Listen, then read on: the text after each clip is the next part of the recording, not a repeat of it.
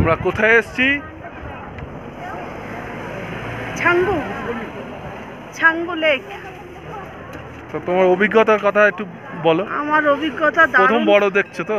প্রথম বরফ দেখলাম, প্রথম মানে পাহাড় দেখা ভুল, দার্জিলিং দেখেছি, মানে খুব এনজয় করেছি, সব দিক দিয়েই খুব এনজয় করেছি, খুব ভালো লাগলো, খুব এক্সাইটেড। তবে রোপওয়ে চড়ার খুব ইচ্ছা ছিল, এটাই হলো না, জানি না নেক্সট টাইমে হবে হয়তো।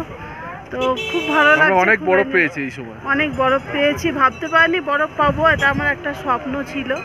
আর বরফের শাড়ি পরা এটা আর একটা আমার স্বপ্ন। তো স্বপ্ন পূরণ করার জন্য থ্যাংক ইউ বল। শুধু আমাকে থ্যাংক ইউ?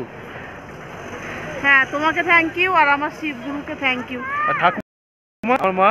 হ্যাঁ মাকেও থ্যাংক ইউ, আমার ছেলেকেও। তবে মায়ের শরীরটা খারাপ, আমার ছেলেও তাই, খুব একটা এনার্জি নেই, বাচ্চা, ওদের জন্য আমাদের একটু এনার্জি লস হয়ে যাচ্ছে।